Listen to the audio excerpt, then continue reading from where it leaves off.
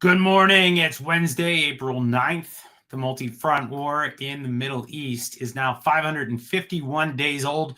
I'm your host, Jonathan Schanzer. I've returned from the Middle East and I'm back in the swamp. Welcome back to the FDD Morning Brief. Well, life comes at you pretty fast sometimes, and I think Israeli Prime Minister Benjamin Netanyahu is still trying to figure out what happened.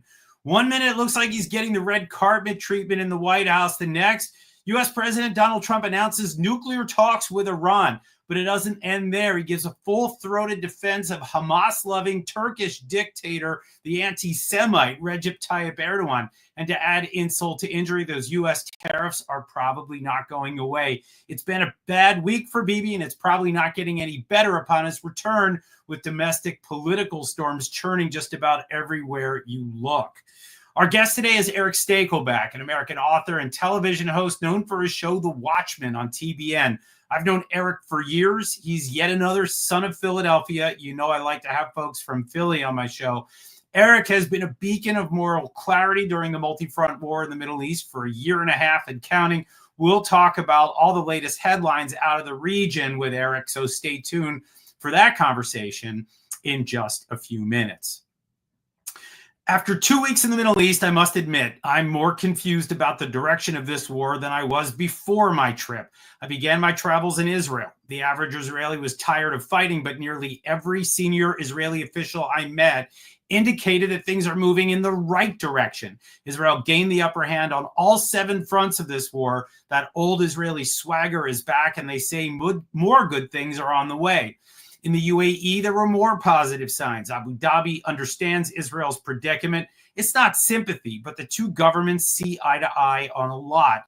The Abraham Accords are holding, and if the war ends on the right terms, more normalization deals could be on the way. Right now, I'm more concerned about American foreign policy. I certainly understand that Israel's priorities will not always align with Washington's, but I'm worried about the dangers of engaging in talks with Iran when the regime is on the precipice of a nuclear bomb and sending lethal weapons to the Shiite militias in Iraq, according to reports this morning. Ditto for empowering Turkey's dictator who backed an al-Qaeda group to conquer Syria. I just don't see how either of these things contribute to the American interest. Look, I get it. Wars aren't linear. There were ups and downs with Biden. We should expect the same with Trump, but backward steps right now are harder to swallow given how far we've come. So for now, the fight continues. Now for your headlines. Headline 1, Hezbollah may be using maritime routes to smuggle weapons into Lebanon. Citing a Western official, Saudi media reported that Iran has now started to ship weapons and cash to Hezbollah through Beirut's port. The reason? After the toppling of Bashar al-Assad in December, the overland smuggling routes through Syria are largely unavailable. Shipping material to Beirut International Airport is also risky because the Lebanese government has started, in a small way, to intercept cash and weapons. Remarkably, the government has even forced some planes to turn around mid-flight. That's with a little bit of Israeli help as well.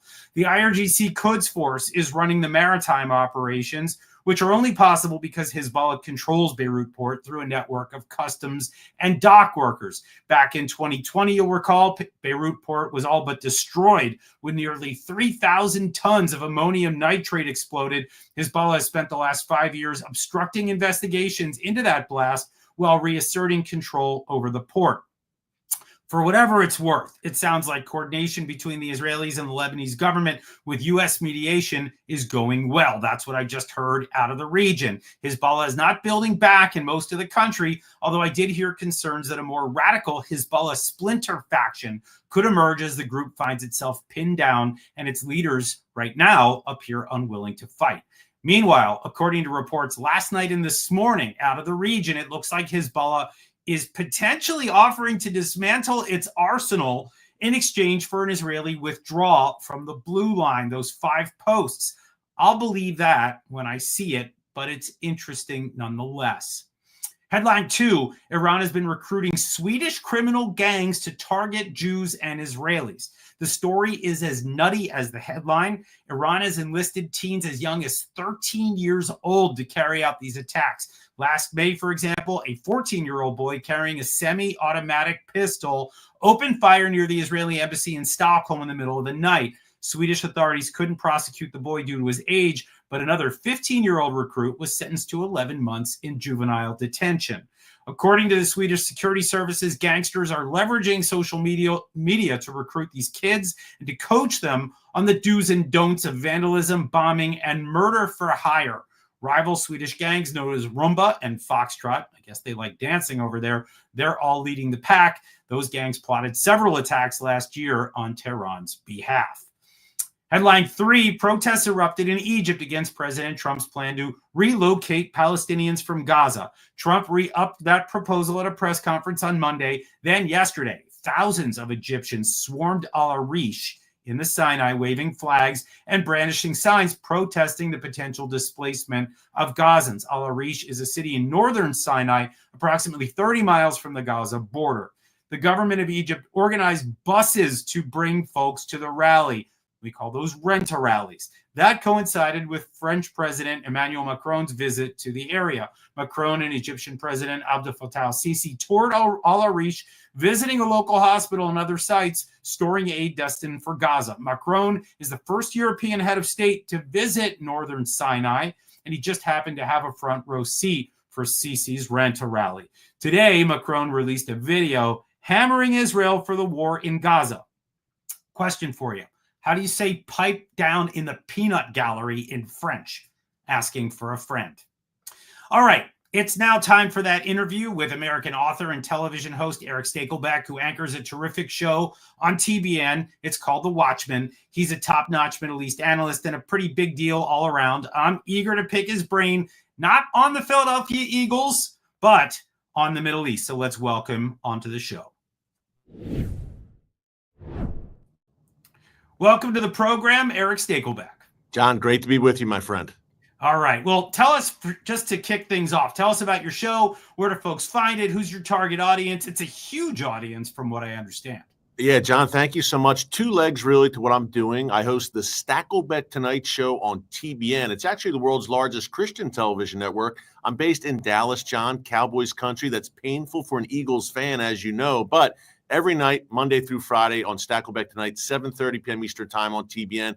We also have a pretty large YouTube channel called the Watchman channel, WatchmanTV.com, and we're going live like you, John, usually every day, just updating people what's happening in the region, why it affects them, no matter where they live. That sounds good to me. All right, let's get your assessment of the war so far from the Israeli perspective. I know you are over there often. How the Israelis performed during the war from beginning to end, how they doing now? I think it's been an incredible performance, John. Really, as you said, you said earlier, Israel gaining the upper hand on all 7 fronts. And look, I see Hamas and Hezbollah licking their wounds, and Hezbollah in particular, John, as you mentioned a minute ago, really wanting no parts of Israel right now. I'm also very skeptical about the Hezbollah disarming reports, needless to say. But right now, Hezbollah is very quiet. I see Hamas as being in its death throes. I mean, Israel eventually will land, I think, the decisive blow there. Then you have Assad, obviously. The Assad regime collapsed in Syria.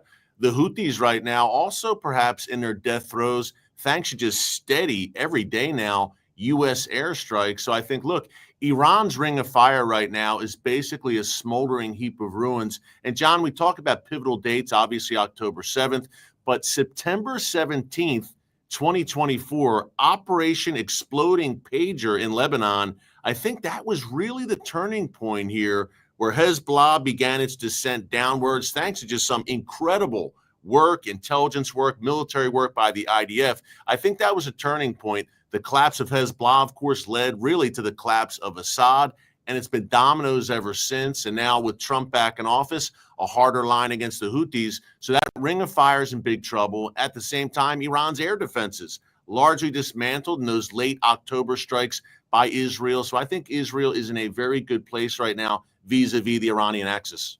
Yeah, I tend to agree. On Hezbollah in particular, I think most people do point to that pager operation, also known as Operation from the Liver to the Knee, as some people have called it. That was a big moment. I have to say the killing of Nasrallah, though, I heard from senior Israeli officials that was the big thing because he had taken over from Qasem Soleimani. Soleimani had been the head of the Quds force. He'd been the guy that was coordinating all the different terror fronts. And when he was gone, there's just no one left. And when they look at Naim Qassem right now, the next man up in Hezbollah, this guy's feckless. He does not have any sense of what's going to happen next. No strategy whatsoever. So apparently that was the big moment. But I am concerned about what we're hearing out of the White House right now, this direct engagement with Iran. What do you make of that, Eric?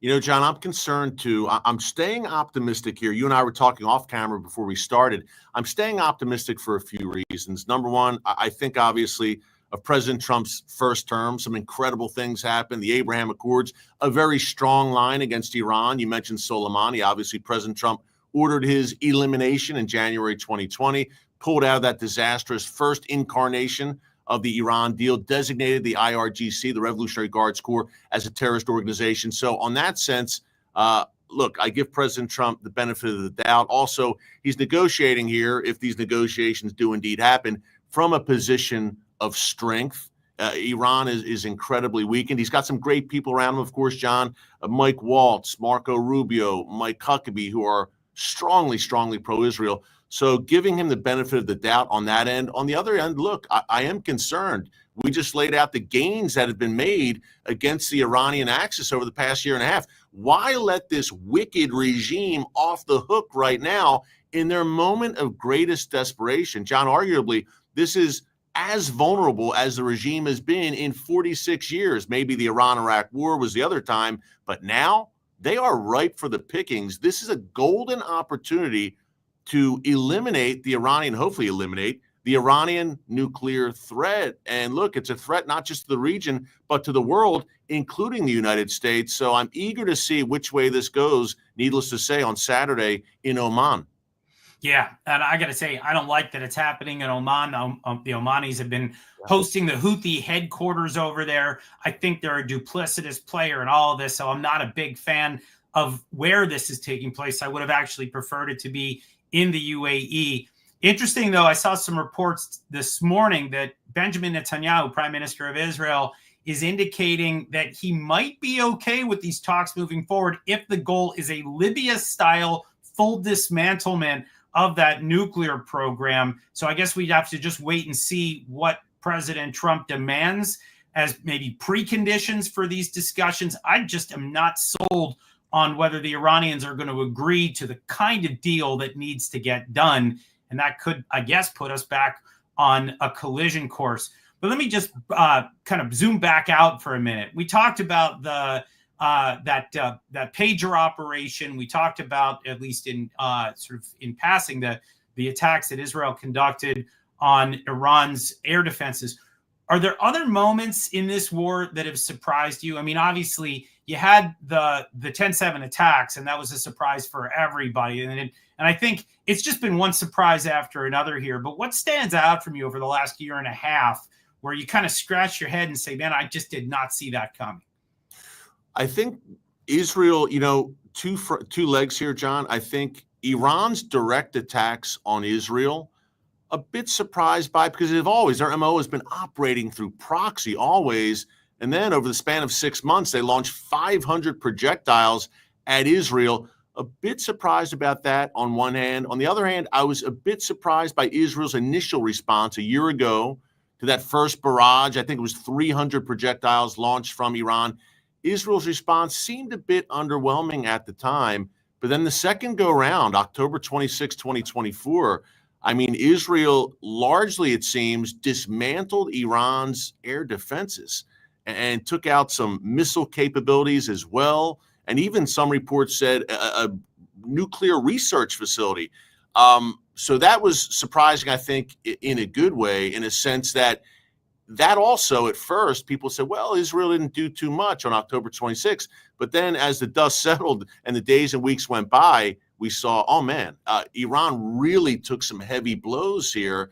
And overall, it has left Iran, I'm surprised overall in the sense that Iran is this vulnerable now, because we built, John, many had built Hezbollah up to be this 800-pound gorilla for years, and this great northern war was going to be massive carnage and bloodshed. And yet Israel dealt severe knockout blows in September 2024 that made it almost anticlimactic in a sense. Hezbollah was weakened severely right off the bat. So a lot of surprises, I think, over the past year and a half, and many of them in a positive sense for Israel. Yeah, absolutely. And, when you look back on those Israeli responses, the first one absolutely was muted, Eric, 100% right. My understanding, the Biden administration restrained the Israelis, told them that they had to truly limit their response. And so they just took out one radar, but it was a meaningful one in the Isfahan province, which was supposed to be the air defenses that were responsible for many of those sensitive nuclear sites. So the Israelis sort of signaled back then that they could penetrate this area rather easily. And that's what we watch now. When you see the rest of those air defenses down, you do have to wonder how much longer the Israelis are going to be willing to sit on their hands, knowing that the regime is vulnerable. And that's why this announcement coming out of the White House was, I think, a blow to Bibi. It was a blow to the Israeli kind of defense planning crew. They have all been looking at this, licking their chops, waiting for that green light from Donald Trump. And now it doesn't seem like it's something that's in the offing, at least for now. So I guess we're going to have to wait and see. But let me shift gears for a minute. You and I have talked a lot about the Muslim Brotherhood and their supporters, Qatar and Turkey. We've talked a lot about this in the past. I've gone on your show. We've done other conversations about this. What's your sense of their power right now in the region, the Qataris and the Turks? I think the Turks right now in particular, John, feel ascendant due to what's happened in Syria and what's unfolded in Syria since December 2024. Look, the Turks would love to move in, apparently, into some of Assad's old bases. And Israel sent a message on that front last week, bombing some of those bases, a clear message to the Turks. But I think they feel ascendant. And Erdogan just last week, John, I mean, look, he said a prayer in Istanbul for Allah to destroy, quote, Zionist Israel. This is the leader of a NATO member nation who heads up the second largest military in NATO, other than only the United States. So it's an issue of great concern. Now, I got to say, I was concerned about President Trump's comments about Erdogan on Monday as well in the White House, John, where he's basically saying to Bibi, look, you have to deal with Erdogan. It was basically saying Erdogan's done a good job in Syria. So that's an issue of concern. And again, I'm trying to stay optimistic because I look back to the first term of President Trump. Pastor Andrew Brunson, who was imprisoned under Erdogan. Trump secured his release. He put heavy pressure on Erdogan. But needless to say, it's concerning to see Turkey's moves in Syria, no doubt. And Qatar, look, continues to be a problem, and they're not being held accountable. John, you've held Qatar accountable for years and sounded the alarm about them being a terror sponsor, but the Western world doesn't seem to want to hold them accountable. So I'm concerned about the rise of the brotherhood once again in the form of Turkey and Qatar, no doubt. Yeah, and I mean, when you look at what Trump was saying about Erdogan the other day, shocking. I mean, he was basically saying, congrats, you're the first guy to conquer Syria in 2,000 years or something. That was kind of a mind blower for me because, as we all know, the HTS regime that's now in charge, it's an al-Qaeda group. And so you had the president congratulating Erdogan, saying, hey, great job using al-Qaeda to conquer the Assad regime. Look, nobody misses the Assad regime, but wow. And then I'll just also say this. I was at a conference during my recent travels to the Middle East, and I listened to a Qatari mouthpiece go off about how they're helping the region.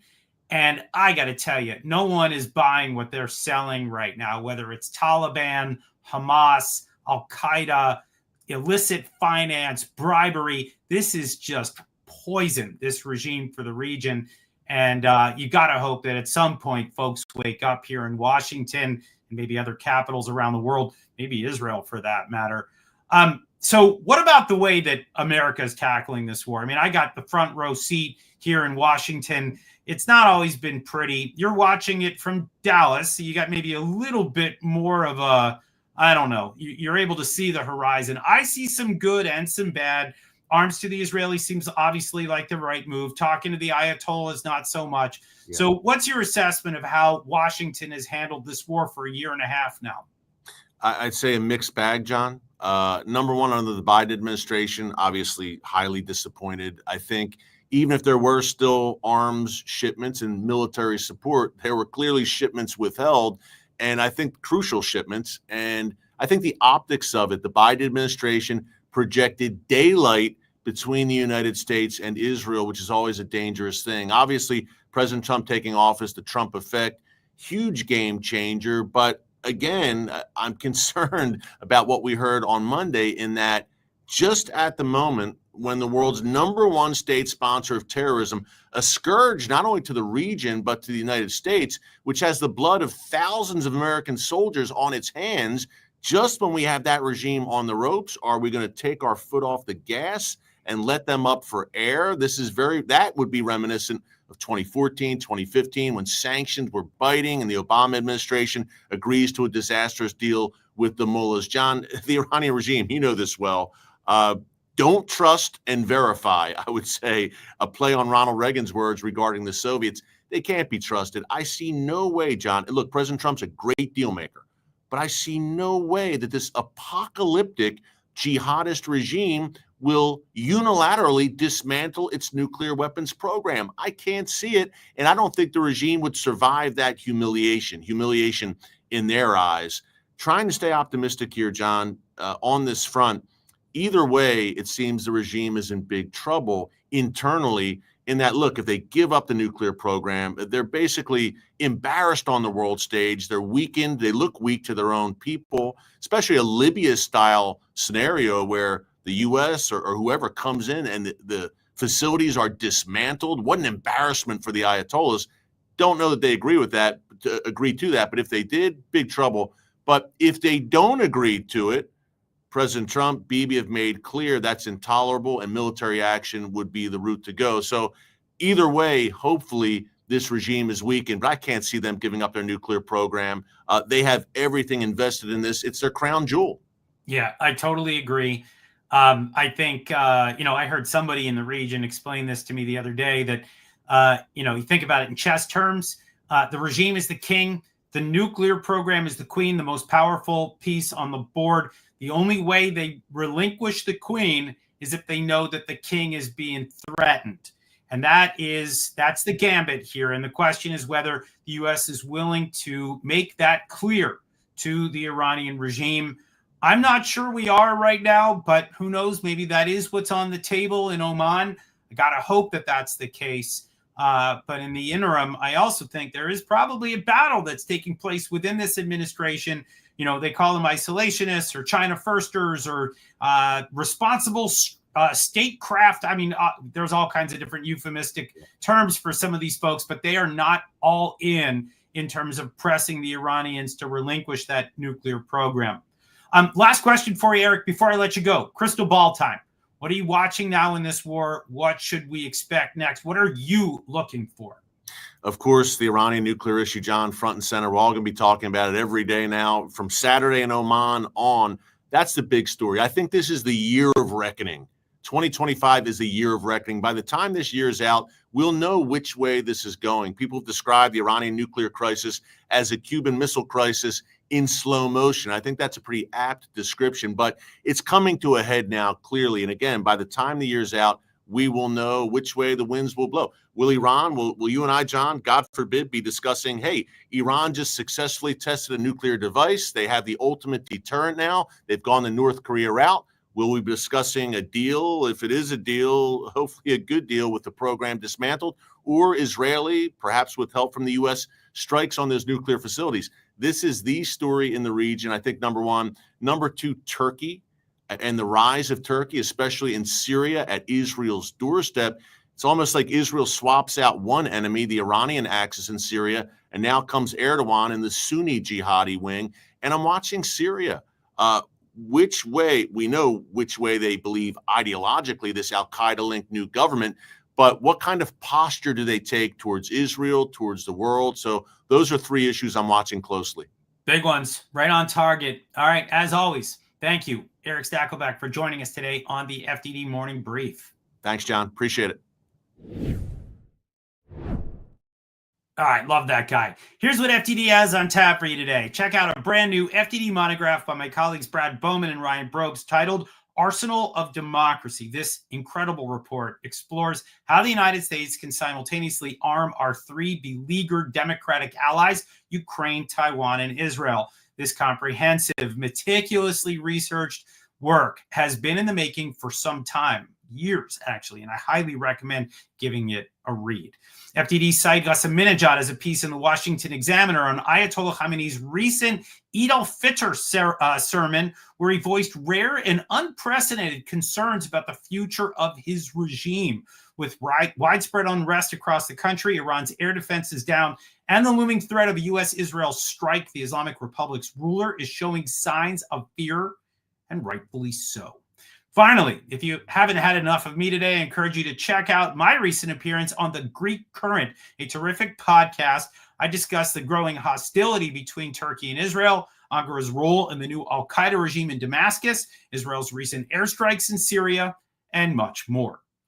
And that is going to do it for today, folks. If you're craving more analysis, check out our experts on our website, FDD.org. Read our quick takes on X at FDD, or take a peek at our Instagram and YouTube channels. And please do contribute to our mission with a tax-deductible donation at FDD.org/invest. We are sincerely grateful to our donors for helping make this work possible.